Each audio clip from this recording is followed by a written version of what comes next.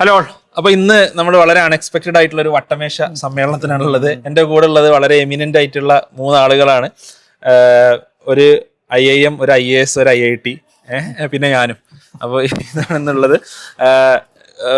നമ്മുടെ ഇന്നത്തെ chief guest Dileep Kainikkara, IAS, Malappuram sub കളക്ടറാണ്, തിരൂരാണ് ആള് ഉള്ളത്. ഇപ്പൊ നമ്മുടെ മലപ്പുറത്തിന്റെ അതിഥിയാണ്. പിന്നെ ഫവാസ് ഉണ്ട്. ഫവാസ് IIT കഴിഞ്ഞ് IIM കൊൽക്കത്തയിൽ നിന്ന് ഗ്രാജുവേഷൻ കഴിഞ്ഞ് PTMലായിരുന്നു. ഇപ്പോൾ X&Y ലേണിംഗ് CEO ആണ്. പിന്നെ നമ്മുടെ എല്ലാവരുടെയും സ്വന്തം യൂട്യൂബിൽ വളരെ ഫേമസ് ആയിട്ടുള്ള ഷഫീർ അമ്പാട്ട്. ഷഫീർ സാറ് അറിയുന്ന പോലെ X&Yയുടെ അക്കാഡമിക് ഹെഡാണ്, JE ഫൗണ്ടേഷൻ പ്രോഗ്രാംസിന്റെ എല്ലാം. ഓക്കെ, അപ്പൊ നമ്മൾ ഇന്നൊരു ഈവെന്റിന്റെ ഭാഗമായിട്ടാണ് ഇന്നിവിടെ ഇങ്ങനെ ഒത്തുകൂടിയിട്ടുള്ളത്.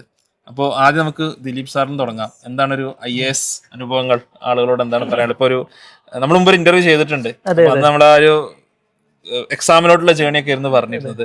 ഇപ്പോ ഒരു കളക്ടറായിട്ട് വർക്ക് ചെയ്യുമ്പോൾ like what do you feel different or എന്താണ്? നമ്മള് സർവീസ് തുടങ്ങിയിട്ടേ ഉള്ളല്ലോ. അന്ന് എക്സാം കഴിഞ്ഞ ഉടനെ നമ്മൾ ഇന്റർവ്യൂ ചെയ്യുന്നല്ലേ. അത് കഴിഞ്ഞിപ്പോ ഒരു 2-3 വർഷത്തോളം കഴിഞ്ഞു. 1 വർഷം മസൂരിയിൽ ട്രെയിനിങ് ആയിരുന്നു. അതിന്റെ ട്രെയിനിങ് ഒരു കോളേജിലേക്ക് വീണ്ടും എത്തിച്ചേരുന്ന വൈബ് എന്താണ് ആളുകളോട് പറയാനുള്ളത്? മസൂരി നല്ല സ്ഥലവും കാലാവസ്ഥയൊക്കെയാണ്. അതൊക്കെ നമ്മൾ വീഡിയോസ് ഒക്കെ കാണാറുണ്ടല്ലോ. പിന്നെ അതുകൂടാതെ കൂടുതൽ ഒരു പ്രാക്ടിക്കൽ ലേണിംഗ് ആണ്. നമുക്ക് സർവീസിലുള്ള ഉദ്യോഗസ്ഥരൊക്കെ വന്ന് ക്ലാസ്സുകൾ എടുക്കുക, അവരുടെ എക്സ്പീരിയൻസുകൾ ഷെയർ ചെയ്യുക. പിന്നെ നമുക്കൊരു 2 മാസത്തോളം ഉള്ള ഒരു സ്റ്റഡി ടൂർ ഉണ്ടാകും. പിന്നെ നമ്മളൊരു വില്ലേജിൽ പോയി ഒരു 10 ദിവസം ഒരു അതെ അതാണ് ഞാൻ പറഞ്ഞത്. 2 മാസത്തോളം റെയിൽവേ ഇപ്പം ഫ്ലൈറ്റ് ആണ്, കുറെ ഫ്ലൈറ്റും കുറെ റെയിൽവേ ആയിട്ടാണ്. അതെ നമ്മൾ കാശ്മീരിലൊരു കുറച്ച് അറ്റാച്ച്മെന്റുകളായിട്ടാണ്. 2 മാസത്തിൽ ഇപ്പം ഒരാഴ്ച ആർമി അറ്റാച്ച്മെന്റ് നമ്മളുടേത് കാശ്മീരിലായിരുന്നു. പിന്നെ നേവി അറ്റാച്ച്മെന്റ് ബോംബെയിലായിരുന്നു. പിന്നെ നമ്മള് ഫോറസ്റ്റിനെ കുറിച്ച് പഠിക്കാൻ മധ്യപ്രദേശില് 3-4 ദിവസം ഉണ്ടായിരുന്നു. കേരളത്തിൽ വന്നില്ല. കേരളം ഇല്ല, പല റൂട്ടുകളുണ്ടായിരുന്നു. അപ്പൊ നമ്മൾ മലയാളികൾ കേരളം ഒഴിച്ചുള്ള റൂട്ടുകളിൽ പല റൂട്ടുകളിൽ പറഞ്ഞേക്കാണ്. അപ്പം കേരളം ഒഴിവാക്കി കുറച്ച് ബാക്കി സ്ഥലങ്ങൾ അണ്ടമാനിൽ വന്നിരുന്നു. ഇവിടെ അണ്ടമാനിൽ കുറച്ച് ദിവസം ഉണ്ടായിരുന്നു. ഒരു ഐലൻഡ് എങ്ങനെയാണ്, ഐലൻഡ് അഡ്മിനിസ്ട്രേഷൻ, അതുമായിട്ട് ബന്ധപ്പെട്ട ഒരു അറ്റാച്ച്മെന്റുമായിട്ട്. സോ അങ്ങനെ അക്കാഡമി കൂടുതലും ഇങ്ങനെ ഒരു പ്രാക്ടിക്കൽ ഓറിയന്റേഷനിലാണ് വർക്ക് ചെയ്യുന്നത്. പിന്നെ 1 വർഷം കാസർഗോഡ് അസിസ്റ്റന്റ് കളക്ടറായിട്ട് ഉണ്ടായിരുന്നു. അപ്പൊ അതും ട്രെയിനിങ് തന്നെയാണ്. നമ്മള് കളക്ടറുമായിട്ട് ഒരു വർഷത്തെ അറ്റാച്ച്മെന്റ്. കേരള കേഡർ കിട്ടിയത് നമ്മൾ 3 പേർക്കാണ്. അപ്പൊ ഞാന് ആൽഫ്രഡ് ഓവി ഇപ്പം തിരുവനന്തപുരം സബ് കളക്ടറാണ്. പിന്നെ അഖിൽ എന്ന് പറഞ്ഞ പുള്ളി തൃശ്ശൂർ സബ് കളക്ടറാണ്. പിന്നെ 8 പേരുണ്ട്. നമ്മൾ കേരള കാഡർ 8 പേരുണ്ട്. മലയാളികൾ നമ്മൾ 3 ആളാണുള്ളത്. അപ്പം കാസർഗോഡ് അഗെയിൻ അഡ്മിനിസ്ട്രേഷൻ എങ്ങനെയാണ് വർക്ക് ചെയ്യുന്നത്, നമ്മളത് കഴിഞ്ഞ് സബ് കളക്ടറായിട്ടൊക്കെ ഇരിക്കുന്നതിന് വേണ്ടിയുള്ള ഒരു വർഷത്തെ ഏകദേശം 1 വർഷത്തെ ട്രെയിനിങ് എന്ന് പറയാം. അത് നല്ല എക്സ്പീരിയൻസ് ആയിരുന്നു. ഒരു അഡ്മിനിസ്ട്രേഷന്റെ എല്ലാ ഭാഗങ്ങളും. പിന്നെ കാസർഗോഡ് ആയതുകൊണ്ട് കുറച്ച് നമുക്ക് ഡെവലപ്മെന്റലി കുറച്ചുകൂടി റോളുള്ള ട്രൈബൽ ഏരിയാസിലൊക്കെ ഡെവലപ്മെന്റൽ വർക്കുകൾക്ക് വലിയ സാധ്യത ഉള്ള ഒരു പ്രദേശമാണ്. അത് ഞാൻ നല്ലൊരു എക്സ്പോഷർ ആയിരുന്നു. നമുക്ക് ഒത്തിരി കാര്യങ്ങൾ ഈ സർവീസിൽ ചെയ്യാൻ പറ്റുമെന്നുള്ളൊരു റിയലൈസേഷൻ വന്നൊരു സമയമായിരുന്നു. പിന്നെ അതിനുശേഷം ഡൽഹിയിൽ നമുക്കൊരു 3 മാസം സെൻട്രൽ ഗവൺമെന്റ് അറ്റാച്ച്മെന്റ് ഉണ്ട്. നമ്മൾ സെൻട്രൽ ഗവൺമെന്റിൽ കാര്യങ്ങൾ എങ്ങനെയാണ്, അവിടെ കുറെ കൂടെ ഒരു പോളിസി മേക്കിംഗ് അല്ലേ. നമുക്ക് ഫീൽഡ് വർക്കിനേക്കാൾ കൂടുതൽ ഒരു പോളിസി മേക്കിങ്ങിലും അതിന്റെ റിവ്യൂ. ഇപ്പൊ ഒരു സെൻട്രൽ ഗവൺമെന്റ് സ്കീമാണെങ്കിൽ എല്ലാ സ്റ്റേറ്റുകളിലും ഉണ്ടാകും. അപ്പൊ അതെങ്ങനെ നമുക്ക് റിവ്യൂ ചെയ്യാം. അവിടെ ടെക്നോളജിയുടെ ഒക്കെ വലിയൊരു റോള് ഇപ്പം കൂടി വരുന്നുണ്ട്. ഇപ്പം VC-കളാണെങ്കിലും ഡാഷ്ബോർഡുകളാണെങ്കിലും ആ രീതിയിൽ ഒരു സെൻട്രൽ ഗവൺമെന്റ് എക്സ്പോഷർ. ഞാൻ സോഷ്യൽ ജസ്റ്റിസ് ഡിപ്പാർട്ട്മെന്റിലായിരുന്നു. അപ്പം അതുമായിട്ട് ബന്ധപ്പെട്ട സ്കീമുകളുടെ ഒരു നശാമുക്ത് ഭാരത് ആയിരുന്നു എന്റെ സ്കീം, ഒരു ലഹരി വിരുദ്ധ പ്രവർത്തനങ്ങളുടെ ഭാഗമായിട്ട്. പിന്നെ തിരൂർ വന്നിട്ട് ഇപ്പൊ ഒരു 3 മാസം ആകുന്നേ ഉള്ളൂ സബ് കളക്ടറായിട്ട്. അത് കാര്യങ്ങളൊക്കെ ഒന്ന് പഠിച്ചു വരുന്നു. സബ് കളക്ടർ ആകുമ്പോൾ നമുക്ക് ഇൻഡിപെൻഡന്റ് പോസ്റ്റ് ആണ്. അസിസ്റ്റന്റ് കളക്ടർ ഞാൻ പറഞ്ഞല്ലോ, നമ്മള് കളക്ടറുടെ കൂടെയുള്ള അറ്റാച്ച്മെന്റ് ആണ്. നമുക്ക് സ്വന്തമായിട്ട് റെസ്പോൺസിബിലിറ്റി ഇല്ല. നമ്മൾ എന്തെങ്കിലും പ്രശ്നം ചെയ്താലും കളക്ടർക്കാണ് അതിന്റെ റെസ്പോൺസിബിലിറ്റി വരിക. അല്ലെങ്കിൽ സബ് കളക്ടർ ആകുമ്പോൾ അങ്ങനെയല്ല. നമുക്കൊരു ഇൻഡിപെൻഡന്റ് ചാർജും ഇൻഡിപെൻഡന്റ് ഡൊമൈനും, നമ്മുടെ പ്രദേശത്തെ ലോ ആൻഡ് ഓർഡർ ആകട്ടെ, ലാൻഡ് റിലേറ്റഡ് റവന്യൂ മാറ്റേഴ്സ് ആകട്ടെ, അതിലൊക്കെ നമുക്ക് ഡയറക്റ്റ് ആയിട്ട് ഉത്തരവാദിത്തം വരുന്ന ഒരു റോളാണ്. അപ്പൊ അത് പഠിച്ചു വരുന്നു. എന്റെ ഇപ്പം വലിയ പ്രശ്നങ്ങളൊന്നും ഇല്ലാതെ. തിരൂർ സബ് ഡിവിഷൻ എന്ന് പറഞ്ഞാൽ മലപ്പുറത്തിന്റെ ആ ഒരു കടലിനോട് ചേർന്നുള്ള പകുതിയാണ് വരിക. തിരൂരങ്ങാടി, പൊന്നാനി താലൂക്കുകൾ. അപ്പം പ്രദേശം പഠിച്ചു വരുന്നു. അവിടുത്തെ വിവിധ പ്രശ്നങ്ങൾ, സ്കീമുകൾ, ഇംപ്ലിമെന്റേഷൻ ഒക്കെ അതിലേക്ക് കൂടുതൽ എൻഗേജ് ആയി വരുന്ന ഒരു സമയമാണ്. ഇതുവരെ പ്രശ്നങ്ങളൊന്നും ഇല്ലാതെ നന്നായിട്ട് തന്നെ പോകുന്നു. എന്താ ഒരു എഞ്ചിനീയറിംഗ് എന്നുള്ള ഒരു ബാക്ക്ഗ്രൗണ്ട് സിവിൽ സർവീസിലോട്ട് വരുമ്പോൾ എന്തെങ്കിലും ഒരു അഡ്വാൻറ്റേജ് ഫീൽ ചെയ്യുന്നുണ്ടോ നമുക്ക് പ്രത്യേകിച്ച്? അതോ ഈ പറഞ്ഞ പോലെ ടെക് എന്നുള്ളത് ഇപ്പോൾ ഒരു വ്യാപകമായിട്ട് വരുന്ന ഒരു എക്സ്പോഷർ കൂടുതൽ? അല്ല, എക്സാമിൽ ഒരു അഡ്വാൻറ്റേജ് ഉണ്ട്. ഇപ്പം പ്രത്യേകിച്ചും ഞാനൊരു മാത്സ് ഓപ്ഷനിലാണ് ഞാൻ എടുത്തത്. അപ്പൊ അവിടെയൊക്കെ നമ്മൾ എഞ്ചിനീയറിംഗ് പഠിച്ചതിന്റെ, പിന്നെ പ്രിലിംസിലാണെങ്കിലും സീസാറ്റ് ഒരു ആപ്റ്റിറ്റ്യൂഡ് ടെസ്റ്റ് ഉണ്ട്. അവിടെയൊക്കെ നല്ലൊരു അഡ്വാൻറ്റേജ് ഉണ്ട്. സർവീസിലേക്ക് വരുമ്പോൾ ഒരു ഡയറക്റ്റ് അഡ്വാൻറ്റേജ് ഇല്ലെങ്കിൽ ഈ പറഞ്ഞ പോലെ സെൻട്രൽ ഗവൺമെന്റിലൊക്കെ പ്രത്യേകിച്ച് ഇപ്പോഴ് ടെക്നോളജിയുടെ വലിയൊരു അഡാപ്റ്റേഷൻ വരുന്നുണ്ട്. അപ്പൊ നമുക്ക് ഈ ഒരു എഞ്ചിനീയറിംഗ് ബാക്ക്ഗ്രൗണ്ട് ഉള്ളവർക്ക് വലിയൊരു ലേണിംഗ് കർവ് ഇല്ലാതെ ആ കാര്യങ്ങളൊക്കെ ഇപ്പം നമുക്ക് എല്ലാത്തിലും ടെക് ടീമിനെ ഡിപ്പെൻഡ് ചെയ്യാതെ നമുക്ക് തന്നെ കുറെ കാര്യങ്ങളിൽ നമ്മുടെ ക്രിയേറ്റീവ് ഇൻപുട്സ് കൊടുക്കാവുന്ന ഒരു സംഭവമുണ്ട്. ഈവൻ ഇവിടെ വരുമ്പോൾ പോലും കേരള ഗവൺമെന്റ് ഇപ്പൊ നിങ്ങൾക്ക് അറിയാമായിരിക്കും, ഒരു കഴിഞ്ഞ ഒരു ഓഫീസ് വലിയ രീതിയിൽ പുഷ് ചെയ്യുന്ന ഒരു സമയമാണ്. അവിടെയും നമുക്ക് കുറച്ച് ഇൻപുട്ടുകൾ കൊടുക്കാനും അതേപോലെ നമുക്ക് കുറെ എളുപ്പമുണ്ടല്ലേ, ഒരു പോർട്ടലൊക്കെ മാനേജ് ചെയ്ത് കുറച്ചുകൂടി ഒരു എഞ്ചിനീയറിംഗ് ബാക്ക്ഗ്രൗണ്ട്, പ്രത്യേകിച്ച് ഞാൻ എഞ്ചിനീയറിംഗ് 1-2 വർഷം വർക്ക് ചെയ്തിട്ടുണ്ട്. അപ്പൊ നമുക്ക് കുറെ കൂടെ നാച്ചുറൽ ആയിട്ടുള്ളത് ഒരു ഓഫീസ് രീതിയിലും ഓൺലൈനായിട്ടും കാര്യങ്ങൾ ചെയ്യുന്നതും അല്ലെ. നമ്മൾ ടീംസിൽ നിന്നൊക്കെ വരുമ്പോൾ നമുക്ക് ഇവിടെ കുറച്ചുകൂടെ എളുപ്പമുണ്ട്. സോ ആ പഴയ ഒരു ഫയൽ വർക്ക് എന്നുള്ള രീതിയൊക്കെ മാറിയിട്ടുണ്ട്. ഓൾറെഡി നമുക്കുള്ള എക്സ്പോഷർ ഇവിടെ ഒത്തിരി ഹെൽപ്പ് ചെയ്യും. ബ്യൂറോക്രസി അല്ല, ബ്യൂറോക്രസി വലിയ രീതിയിൽ ഡിജിറ്റലായിട്ട് ഏകദേശം പൂർണ്ണമായിട്ട് തന്നെ ഡിജിറ്റലായിട്ട് മാറിക്കൊണ്ടിരിക്കുകയാണ്. അപ്പോ ഇവര് 3 ആളുകളും ബാച്ച്മേറ്റ്സ് ആയിരുന്നു. എന്റെ 1 വർഷം ജൂനിയർ ആയിട്ടായിരുന്നു 3 ആളുകളും IIT മദ്രാസിൽ ഉണ്ടായിരുന്നത്. 3 ആളുകളും 3 ഫീൽഡ്. എന്താ IIM-ലോട്ട് പോകാനൊരു റീസൺ? IIT ഒക്കെ കഴിഞ്ഞിട്ട് IIM-ലോട്ട് പോകാനുള്ള റീസൺ എന്ന് പറഞ്ഞു കഴിഞ്ഞാൽ, ഞാൻ 2 വർഷം വർക്ക് ചെയ്തിരുന്നത് എഞ്ചിനീയർ ആയിട്ടാണ്. നേവൽ ആർക്കിടെക്ചർ കഴിഞ്ഞു, നേവൽ ആർക്കിടെക്റ്റ് ആയിട്ടായിരുന്നു വർക്ക് ചെയ്തിരുന്നത്. ഈ ഒരുപാട് പേര് ഇപ്പോഴും പറയുന്നത് പോലെ 4 വർഷം പഠിച്ച കാര്യം എന്തെങ്കിലുമൊക്കെ ഒന്ന് ചെയ്യണ്ടേ എന്നുള്ള. ഞാൻ 9 വർഷമായി. അപ്പൊ 4 വർഷം പഠിച്ചത് എന്തെങ്കിലും ചെയ്യേണ്ടതെന്ന് വിചാരിച്ചിട്ടാണ് നേവൽ ആർക്കിടെക്ചറിൽ പോയത്. അങ്ങനെ നേവൽ ആർക്കിടെക്റ്റ് ആയിട്ട് 2 വർഷം വർക്ക് ചെയ്തപ്പോഴാണ് മനസ്സിലായത് ഇതെന്തല്ല, ഇത് എന്നെ സംബന്ധിച്ചിടത്തോളം മേ ബി എൻ്റെ കരിയർ ആസ്പിറേഷന് സ്യൂട്ടബിൾ ആയിട്ടുള്ള ഒരു പെർട്ടിക്കുലർ റോളല്ല എന്ന് തോന്നുന്നു.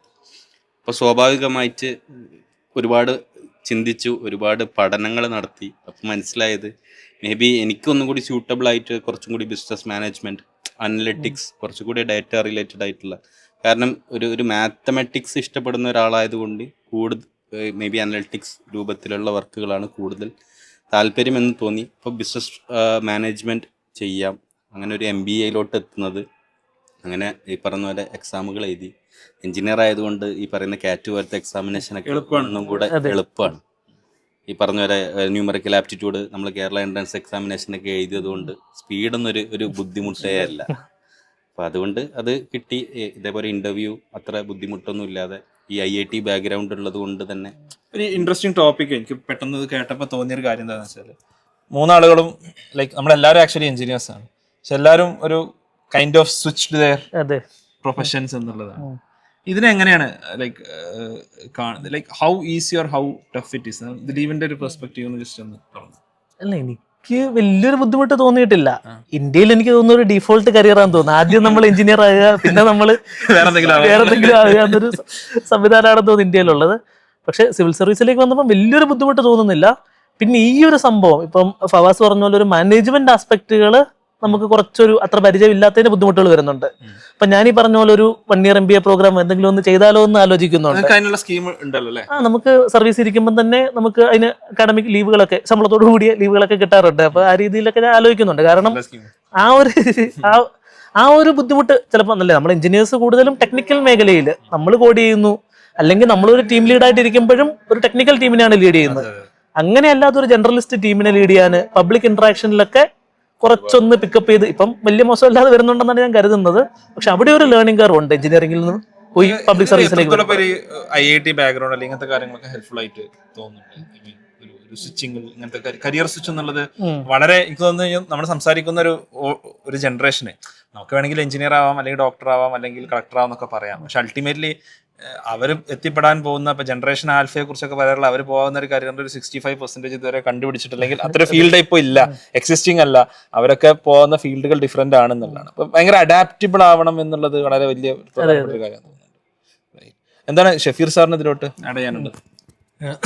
ഇതിലോട്ട് ആഡ് ചെയ്യാനുള്ളത് മെയിൻലി ദിലീപും ഞങ്ങൾ ഒരേ ബാച്ചാണ്, ഞങ്ങൾ ഒരേ ഹോസ്റ്റലായിരുന്നു. അപ്പൊ ആദ്യമായിട്ട് ദിലീപിനെ മുഴുവൻ കഥകള് പറയാൻ കഴിയില്ല, ബുദ്ധിമുട്ടുണ്ട്. അപ്പൊ ആദ്യമായിട്ട് ദിലീപിനെ ആക്ച്വലി പരിചയപ്പെടുന്നത് ഞാൻ റിപ്പീറ്റ് ചെയ്യാൻ പോയ സമയത്ത് പാലയിലാണ്. നമ്മുടെ കമ്പൈൻഡ് ആയിട്ട് എക്സാമിനേഷൻസ് നടക്കുമ്പോഴാണ് ദിലീപിന്റെ പേര് ആദ്യമായിട്ട് കാണുന്നത്. അപ്പൊ അന്ന് ദിലീപ് +1 +2 കൂടെ അവിടെ പ്രിപ്പയർ ചെയ്തുകൊണ്ടിരിക്കുകയാണ്, ഞാൻ അവിടെ റിപ്പീറ്റർ ആയിരുന്നു.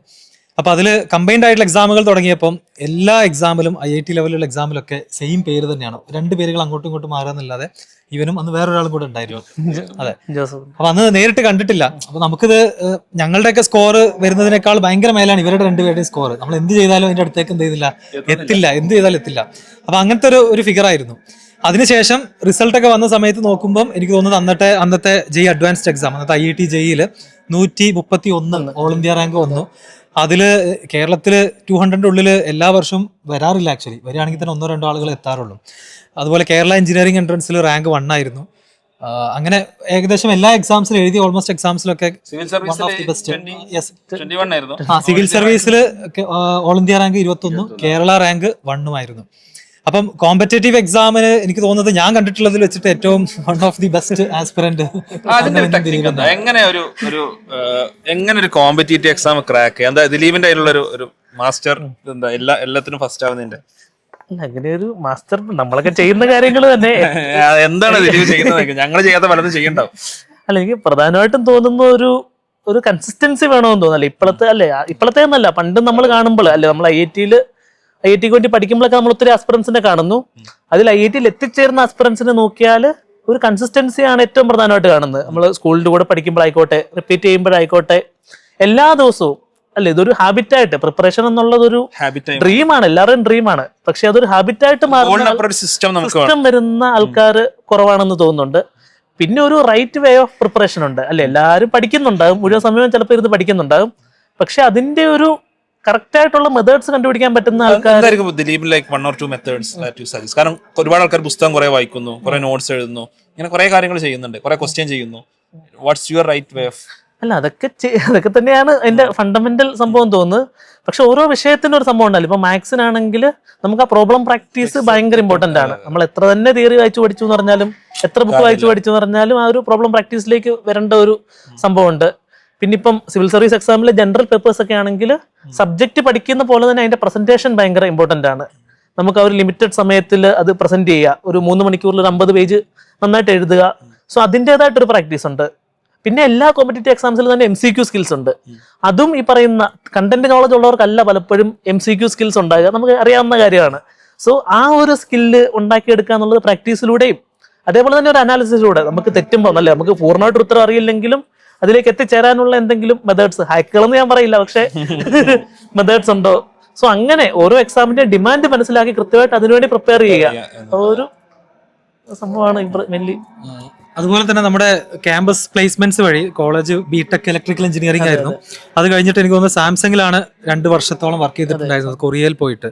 അപ്പോൾ ആ ഒരു 2 വർഷം കൊറിയയിലുള്ള ജീവിതം, സാംസങ്ങിലെ എക്സ്പീരിയൻസും എസ്പെഷ്യലി ആ വർക്ക് എനിക്ക് തോന്നുന്നു മെഷീൻ ലേണിംഗ് റിലേറ്റഡ് ആയിട്ടുള്ള വർക്കായിരുന്നു. അപ്പോൾ അതിനെക്കുറിച്ച് ഒന്ന് എന്തായിരുന്നു അവിടുത്തെ 2 വർഷത്തെ എക്സ്പീരിയൻസ്? എനിക്ക് തോന്നുന്നത് IIT മദ്രാസിൽ 2 പേർക്ക് മാത്രമാണ് സാംസങ് കൊറിയയിലോട്ട് സെലക്ഷൻ കിട്ടിയത്. അത് ഈ പറഞ്ഞ പോലെ തന്നെ ഹൈലി കോമ്പറ്റീറ്റീവ് ആയിട്ടുള്ള ഒരുപാട് പേരിൽ നിന്നാണ് നമ്മുടെ ദിലീപിനെ ആ ഒരു പൊസിഷനിലോട്ട് എത്താൻ പറ്റിയത്. അതിപ്പം കുറച്ച് വർഷമായി ഇപ്പൊ ഈ പറഞ്ഞ പോലെ. സോ അവിടെ ഒരു ടെക്നിക്കൽ പ്രൊഫൈൽ തന്നെയായിരുന്നു. ഇപ്പം ഫവാസ് പറഞ്ഞ പോലെ തന്നെ നമ്മൾ പഠിച്ച ഒരു ഫീൽഡ് തന്നെയായിരുന്നു ഏകദേശം. കോർ ഇലക്ട്രിക്കൽ എഞ്ചിനീയറിംഗ് അല്ലെങ്കിലും ഇലക്ട്രോണിക്സും മെഷീൻ ലേണിംഗ്, ആർട്ടിഫിഷ്യൽ ഇന്റലിജൻസ്, അതിന്റെയൊക്കെ ഒരു ഇന്റർസെക്ഷൻ. നമുക്ക് ഈ മെഷീൻ ലേണിംഗ് അൽഗോരിതംസ് അന്ന് കുറച്ചും കൂടെ അത് ഡെവലപ്പ് ചെയ്ത് വരുന്നത്, ഇപ്പം കുറച്ചുകൂടി അഡ്വാൻസ്ഡ് ആയിട്ടുണ്ട്. ChatGPT ഒക്കെ നമുക്ക് അറിയാവുന്ന അത്ര ഡെവലപ്ഡ് ആയിട്ടില്ല അന്ന്. പക്ഷെ അപ്പോഴും ഇത്ര കോംപ്ലിക്കേറ്റഡ് ആയിട്ടുള്ള അൽഗോരിതംസ് നമുക്ക് ഫോണിലുള്ള വളരെ ലിമിറ്റഡ് റിസോഴ്സുകളാണ് ഒരു സ്മാർട്ട് ഫോണിലുള്ളത് അല്ലെ. നമുക്കൊരു സെർവറിൽ ചെയ്യുന്ന പോലെയോ ഒരു ഡാറ്റാ ബാങ്കിൽ ചെയ്യുന്ന പോലെയോ നമുക്കൊരു ഫോണിൽ ചെയ്യാൻ പറ്റണമെന്നില്ല. അപ്പം ആ അൽഗോരിതംസ് ഏറ്റവും സിമ്പിൾ ആക്കി എങ്ങനെ നമുക്ക് സ്മാർട്ട് ഫോണുകളിൽ ഇംപ്ലിമെന്റ് ചെയ്യാം, അതേപോലെ ഒരു ഓൺലൈൻ ഇംപ്ലിമെന്റേഷൻസ് എങ്ങനെ നമുക്ക് റിയൽ ടൈമിൽ ഫോണിലേക്ക് കൊണ്ടുവരാം, ആ ഒരു ഫീൽഡിലായിരുന്നു വർക്ക് ചെയ്തിരുന്നത്. വളരെ ടെക്നിക്കൽ പ്രൊഫൈലായിരുന്നു, ടെക്നിക്കലി വളരെ ചലഞ്ചിങ് ആയിരുന്നു. ആ സമയത്തെ കട്ടിംഗ് എഡ്ജ്, നമ്മൾ റിസർച്ച് പേപ്പേഴ്സ് ഒക്കെ വായിച്ച് ഇംപ്ലിമെന്റ് ചെയ്യുകയും പുതിയ പേപ്പേഴ്സ് പബ്ലിഷ് ചെയ്യാനൊക്കെ സ്കോപ്പ് ഉണ്ടായിരുന്ന ഒരു ഫീൽഡായിരുന്നു. It was very interesting. എന്തായാലും സിവിൽ സർവീസ് എന്നുള്ള ഡ്രീം നേരത്തെ ഉണ്ടായതുകൊണ്ട് വിട്ടതാണോ അതോ? അല്ല, രണ്ടുമാണ്. നേരത്തെ അല്ലല്ല, കൊറിയ വളരെ ഇൻട്രസ്റ്റിംഗ് ആയിട്ടുള്ള വളരെ ഫ്രണ്ട്ലി ആയിട്ടുള്ള ഒരു സ്ഥലമാണ്. ആൾക്കാരൊക്കെ വളരെ കോപ്പറേറ്റീവ് ആണ്. സോ അങ്ങനെ ഒരു പ്രശ്നങ്ങളൊന്നും ഉണ്ടായിരുന്നു. ഈ പറഞ്ഞ പോലെ സിവിൽ സർവീസ് പണ്ടേ ഉള്ളൊരു ഡ്രീം ആയത് കൊണ്ട് അതിലേക്ക് വരണമെന്നൊരു ആഗ്രഹം എപ്പോഴും ഉണ്ടായിരുന്നു.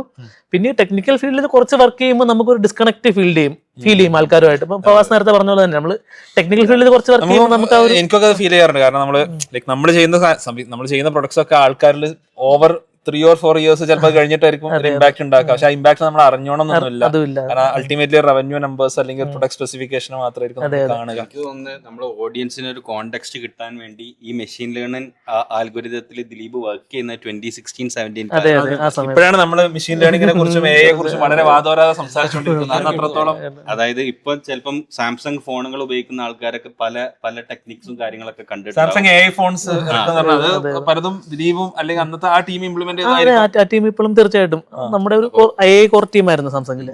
അപ്പൊ അത്രയും മുന്നേ തന്നെ ഈ ഒരു ഫീൽഡിൽ വർക്ക് ചെയ്തിട്ടുള്ള ഒരാളും കൂടിയാണ് ദിലീപ്. അപ്പോൾ ഒരുപാട് എന്ത് ചെയ്യുന്നുണ്ട് നമ്മൾ ചിലപ്പോൾ ചെയ്യുന്ന കാര്യങ്ങൾ. ഇപ്പോൾ ഞാനിപ്പോൾ ഷിപ്പ് ഡിസൈനിൽ ചെയ്തിരുന്ന കാര്യം എന്ന് പറഞ്ഞു കഴിഞ്ഞാൽ അത് വർക്ക് ചെയ്ത് കഴിഞ്ഞാൽ ഒരു 4 വർഷം മിനിമം എടുക്കും ഒരു കംപ്ലീഷൻ ആവാൻ. അപ്പോൾ നമുക്ക് എന്തില്ല ഒരു ഔട്ട്പുട്ട് ഡ്രിവൺ ആയിട്ടുള്ള ഒരു വർക്കൊന്നും അല്ല. അതിന്റെ ഒരു ബുദ്ധിമുട്ടും കാര്യങ്ങളൊക്കെ ഉണ്ടാവും സ്വാഭാവികമായിട്ടും. നമുക്കത് ഡിസ്കഷൻ എന്നാല് അവിടെ വൈൻഡപ്പ് ചെയ്താലോ. 3 നാളെയും കിട്ടിയത് കൊണ്ട് നമ്മളൊരു വളരെ കാഷ്വൽ ആയിട്ടുള്ള ഡിസ്കഷൻ, ഇതിലൂടെ കുറെ ഔട്ട്പുട്ട്സ് നമുക്ക് കിട്ടി, ലൈക്ക് കുറെ പോയിന്റ്സ്, ജനറൽ പോയിന്റ്സ് വന്നു എന്നാണ് കരുതുന്നത്. ആൻഡ് താങ്ക്സ് അലോട്ട് 3 ആളുകൾക്കും ഒരു താങ്ക്സ് പറയണം, എസ്പെഷ്യലി ഫോർ ദിലീപ്. ഓക്കെ, നമുക്ക് മറ്റൊരു വീഡിയോ ആയി കാണാം. ബൈ.